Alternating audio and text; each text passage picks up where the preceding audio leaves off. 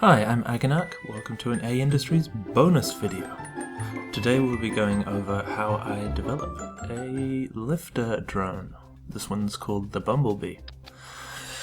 Now, if you've been following the KSP Collaborative Warfare stuff, then you'll know that we get one ground launch and one air launch per turn.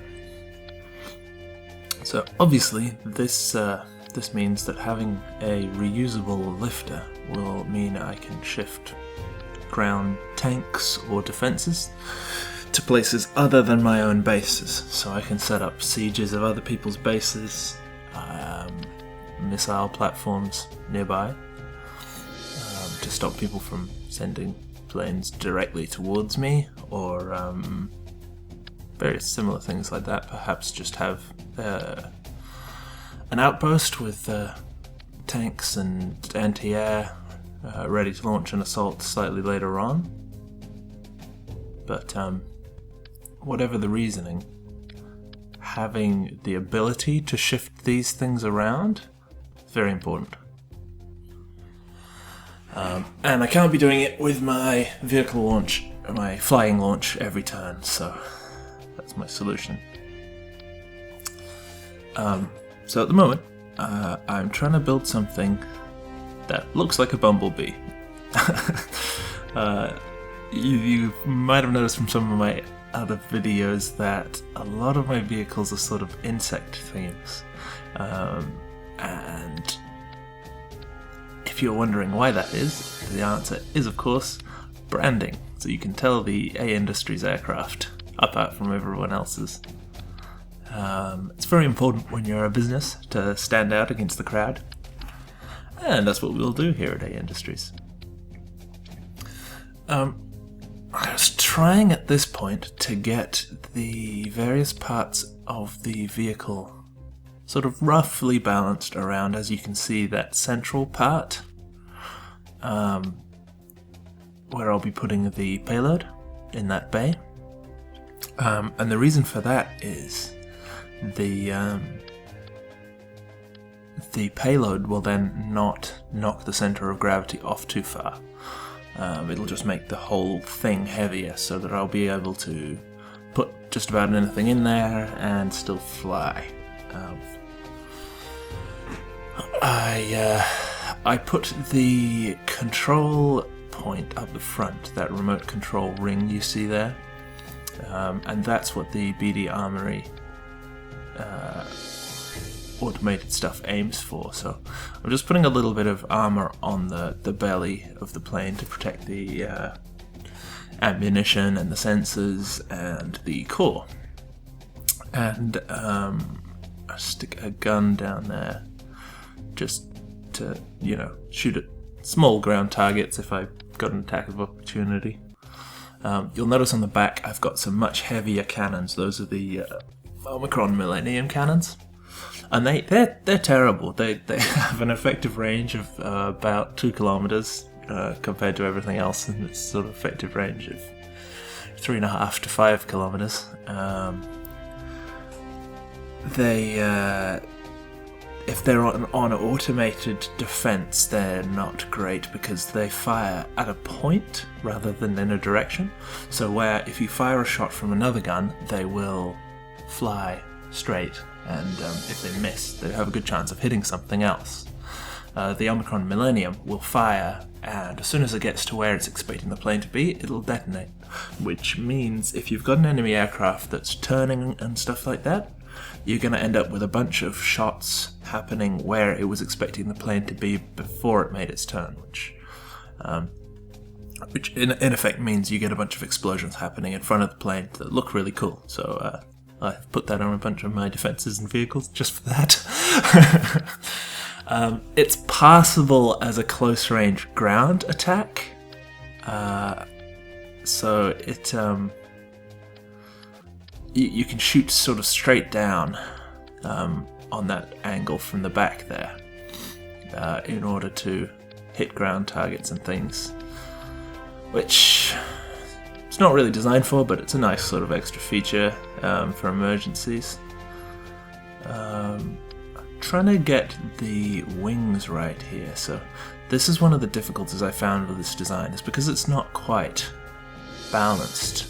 I need to make sure that the drag and the lift happen in the right places to make it controllable, and not just in forward flight, but in VTOL flight as well, because it's got no wheels. The round bits you see on the side there, those are where I'm going to stick the engines in a second. And the plan is that the SAS should be able to make up for any differences in payload, but the ship should be able to hold itself straight enough as is. I just stuck on some Werner engines, which are reaction control systems, just so I can kill lateral movement for landing if I have to. And some standard jet engines, and now I guess I'll take it up for its first spin.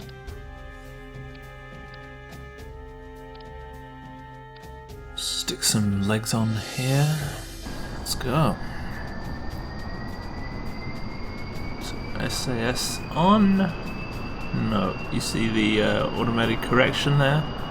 I need to go back and check the thrust is right. Should have really done this before launch. Back slightly. That'll do. Now. This is a second ago. Now, I don't know if you can see it there in the top right. TWR, that's the thrust to weight ratio of this craft. It's a little low. I'm noticing a lot of flame out, so I'm going to need more air.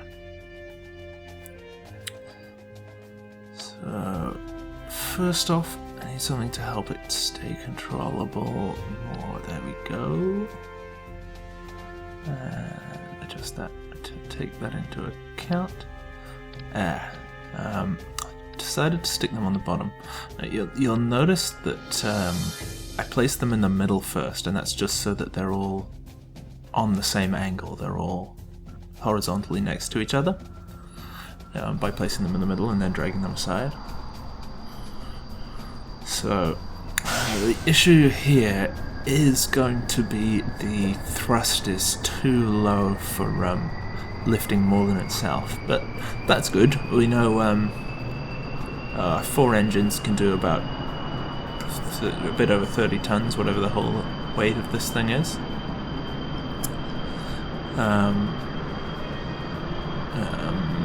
No, still need more air. So I'll go back and add some more stuff, shift that out of the airflow a bit. That should do for that. So now comes the nightmarish task of trying to configure these mirrored infernal robotics things. I'm not going to show you this whole thing. I'm going to speed up this this next bit as I work through the infernal robotics. But let's see how the first test goes of the air. It's looking good. Looking good, no tilt. Slight tilt in the other direction, in fact. Gear up and... wonderful.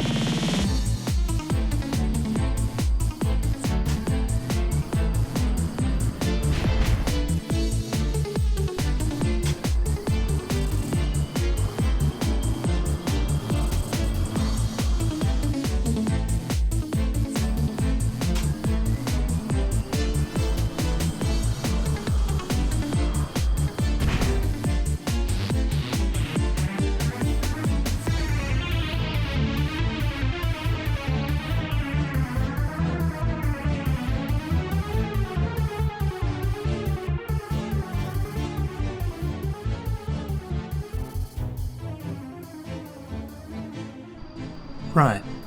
So at this point, I've learned a lot. The infernal robotics, for example. The controls inside the space plane hangar or the vehicle assembly building, they don't tally up with the controls that you get in-game when you've got your engines set up symmetrically like this.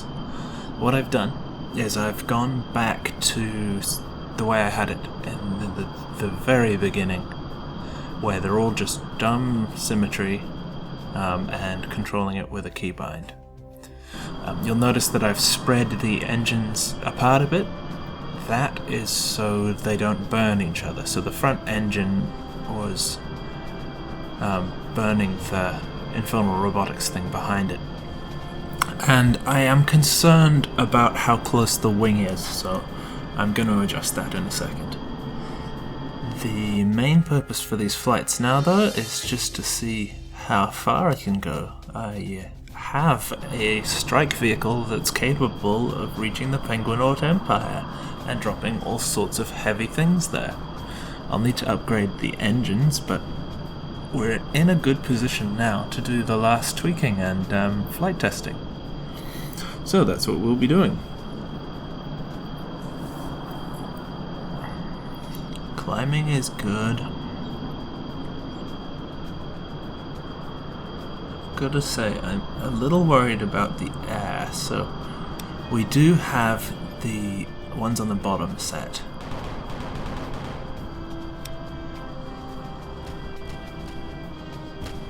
Blah, blah, blah.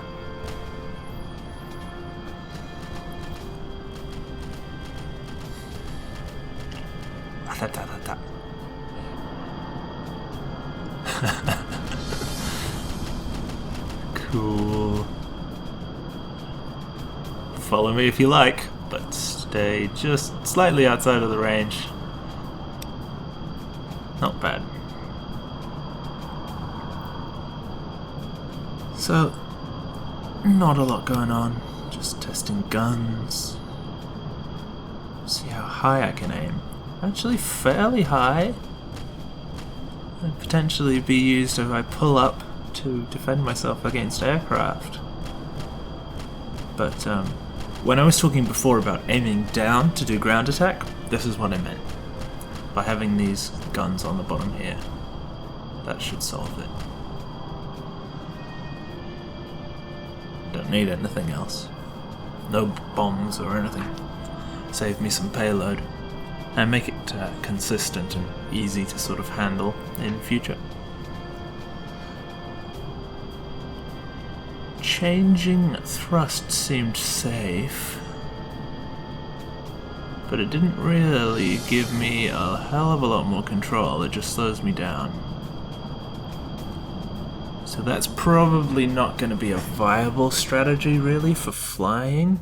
Didn't damage anything. Probably means if I need to wash off speed, I'll be pulling up and going into a hard stall rather than just doing it with the engines. The engines. I'm probably going to have to look at the infernal robotics swivels there and change them so that they are in symmetrical places, but they're not symmetrical copies of one another. The way it's set now, if I try to put a stop on the swivels, either it needs to be 90 degrees on one side and negative 90 on the other side, which is impossible because they're mirrored, or it has to be 90 degrees on both sides but one side inverted, which doesn't do quite the right behavior because inverted means the motor will turn the opposite direction, and that means we'll get those weird spins I was having earlier on, which you've probably seen plenty of by this stage. So it's time to boost our thrust. We'll have enough now that we'll be able to lift some heavy stuff, at least the weight of this vehicle, another 30 plus tons. to wherever we need to. It does sit on its engines now, which is not great, but you can turn on the suspension of those landing legs and that should take the worst of it out of it. Seems nice enough, not burning anything, but certainly if I aim the engines all the way forwards, I'm going to damage those wings.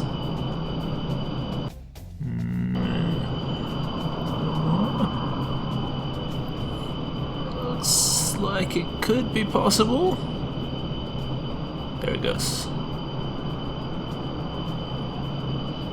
So that's too much waste of thrust, really.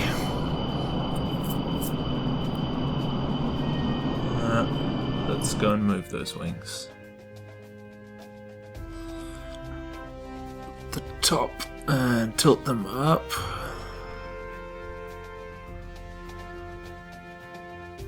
There we go. That should do. Hold them a little steadier. Lock these. And give it a spin.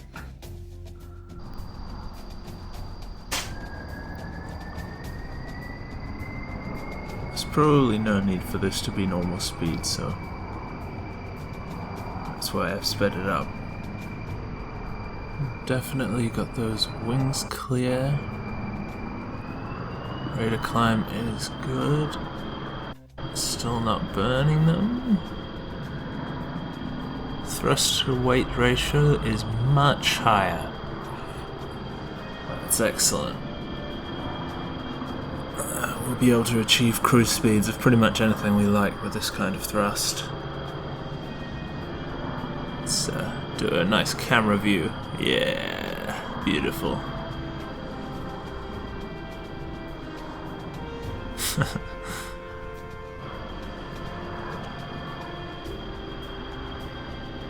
Right. Looks like it's fairly solid for twisting and doesn't tear apart, but we're a little low on air, so we'd better sort that out. Oh, you don't want it yawing like crazy like that again. Not sure if this will be enough, but there's one way to find out. Round.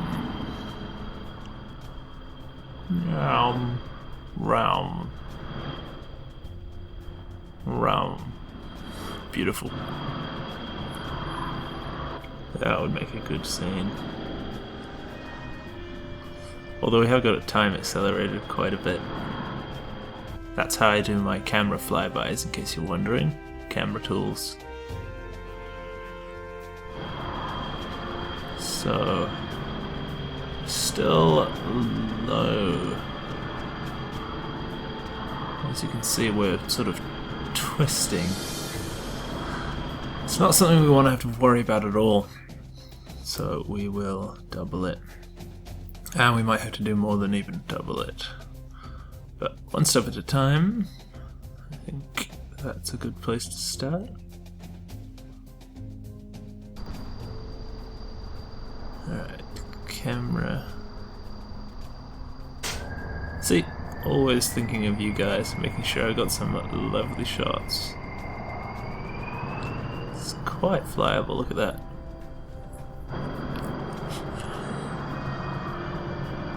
It is, of course, empty right now. So,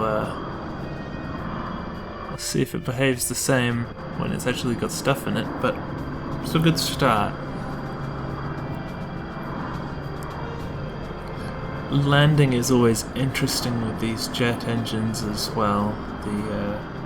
Anything that spools, you have to be pretty careful about making sudden adjustments, but on the other hand you do need some sudden adjustments for it to work. Yeah, still running out of air.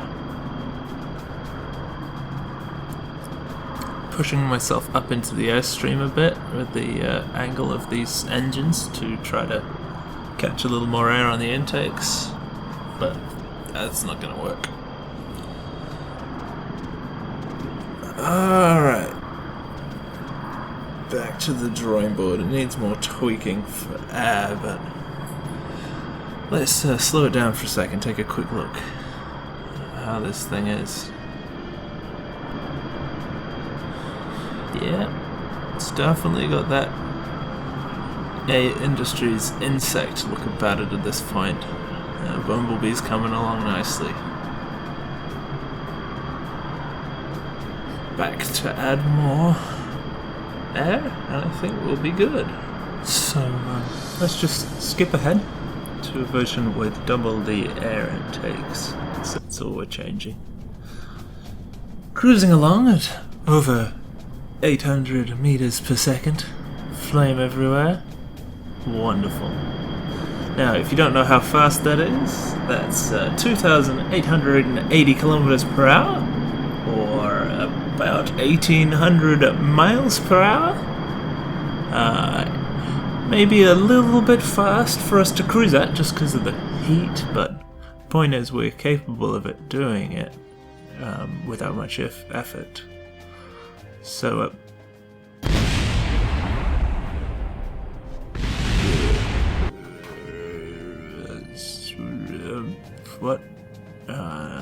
Okay, skipping away from the destroyed planet, let's just have a look at the final vehicle. So this is the Bumblebee, as it'll be flown. I'll have to do some tests with various payloads, and next up I'll be designing a cruise missile pod so I can just fly over an island, drop a bag with a cruise missile in it, and then go home. Now, you might have noticed from this that I'm not especially new to Kerbal Space Program, but I am fairly new to YouTubing, so if there is anything that you want to see or want me to change, please feel free to mention it. Thanks guys, thanks for watching.